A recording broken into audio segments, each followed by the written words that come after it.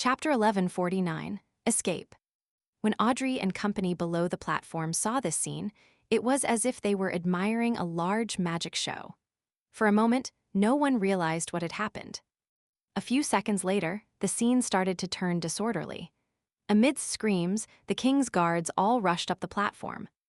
The cabinet ministers and the House of Lords nobles subconsciously sought a place to hide, or they mustered their courage to follow the guards to check the scene. Audrey looked on in a daze.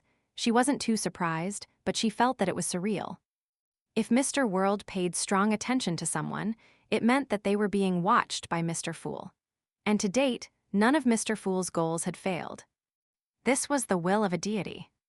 In the other municipal square in Backland, Melissa, Benson, and company also heard the explosion before realizing that the king's speech had come to an abrupt stop.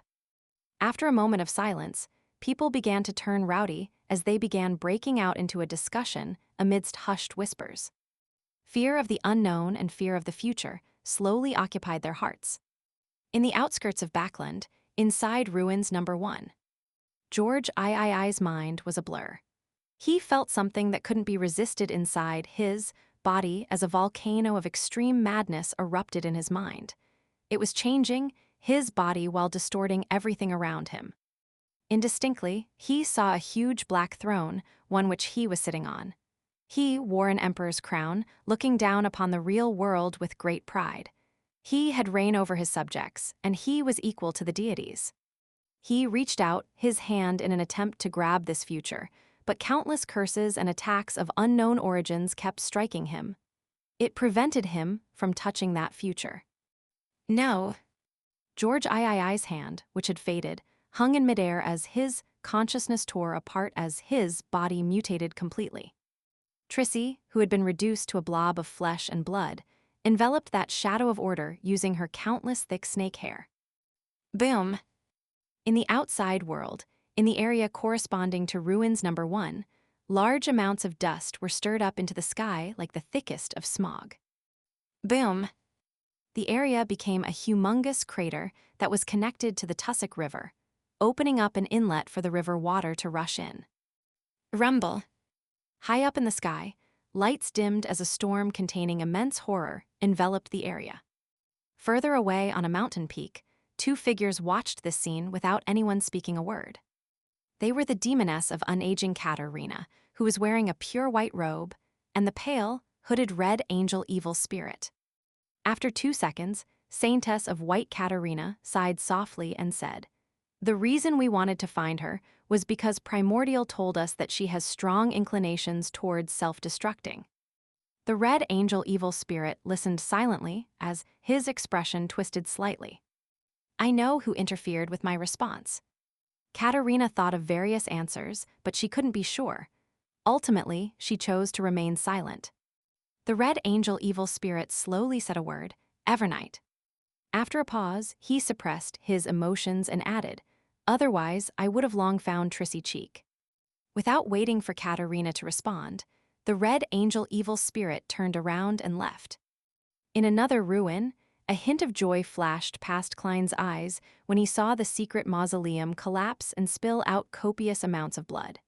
But it was ephemeral because he had to turn his attention back to his situation. With George Ii's ritual failing and him not becoming Black Emperor, it meant that his goal had been achieved.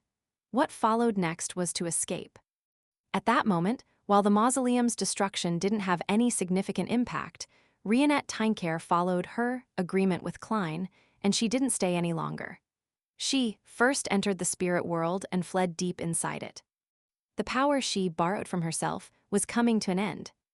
The maintenance of the beautiful concealment angel had already reached Klein's limits. After it transformed into a strange world, it naturally disappeared. Inside the half-collapsed ruin, Klein faced the arm of Abomination Sua, Hermes from an ancient time, Emperor Rosel's projection, William Augustus I's projection, and the Angel of Light projection, as well as the thunder that pointed at an unknown location. Any one of them had the ability to easily kill him.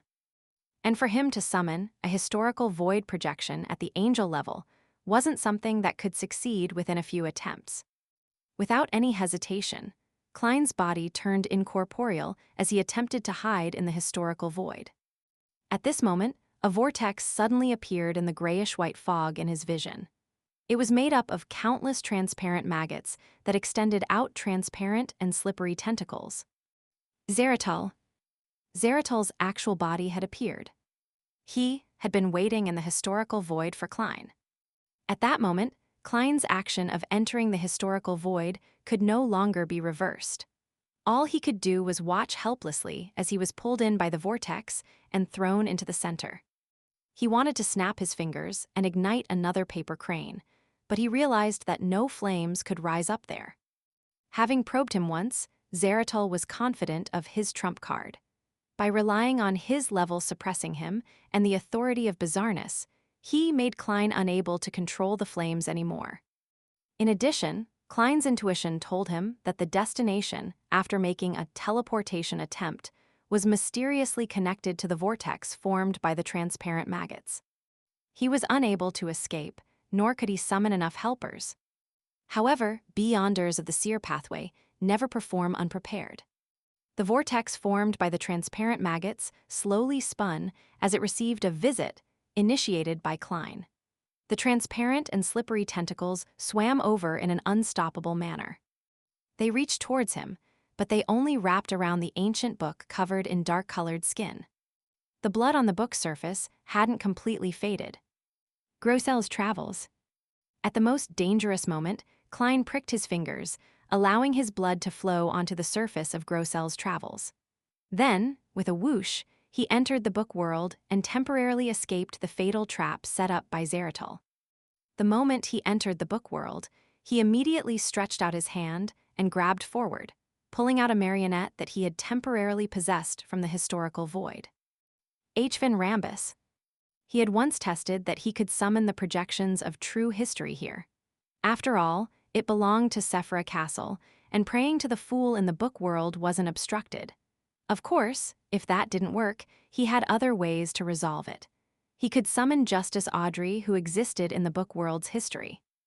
In short, he needed a mid- or high-sequence Beyonder from the spectator pathway to bring him into the sea of collective subconscious, into the city of miracles, Liveside, and into the Hall of Truth. Time was of the essence, so the faster, the better. This was because he had no idea how long before this sequence one would be able to grasp the secret of Grossel's travels, much less whether the other party would forcibly descend into the book world. He could only race against time. Hvin Rambus, who was wearing a formal suit and a dark red bow tie, held on to him with a stiff expression. He directly entered the sea of collective subconscious formed by countless shadows. With the power of a manipulator, they quickly shuttled through and arrived at the City of Miracles, Liveside, in seconds, appearing before the entrance of the Hall of Truth.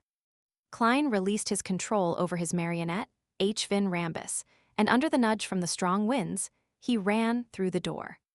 As he passed by the colorful murals, his inner voice resounded in the hall. The chances of summoning 008 here should be higher. Using it to draw or write at the end of the mural on the left side can affect the real world.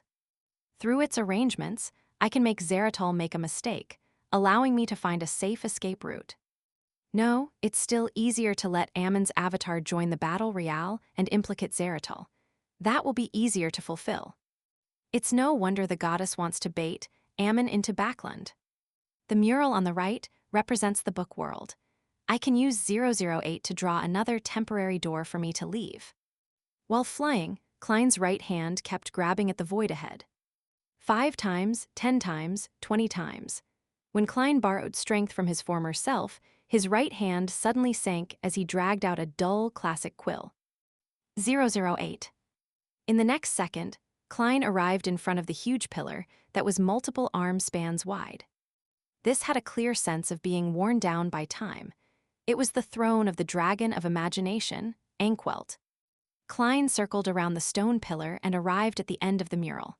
He raised the quill, 008, and was about to write.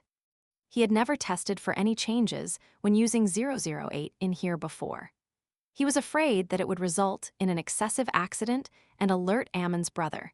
making his ploy of preventing George III from becoming the Black Emperor to be detected in advance. At this moment, he no longer needed to bother about such matters. He could wholeheartedly weave the development that he needed. Suddenly, 008, which was about to begin writing, disappeared. It disappeared before it reached the time limit. What's happening? Klein felt alarmed. He then realized that his words in the Hall of Truth hadn't been projected. There was silence all around him.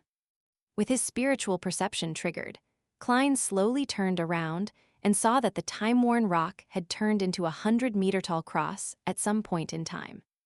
In front of the cross was a huge, blurry figure standing there. Facing everything with its back, it was observing all life with compassion. Inside the Hall of Truth, there were rows of black, high-back pews, but only one supplicant.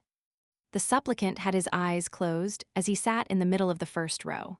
He wore a rather simple white robe with a pale gold beard that covered half his face. His hands were clasping a silver cross in front of his chest as he wore a genial and calm look. Adam, Twilight Hermit Order's chair, King of Angels Adam. Klein didn't even know when he had arrived. At this moment, Adam looked up, revealing his clear, limpid eyes that resembled a child's. He slowly stood up, speaking with a calm expression.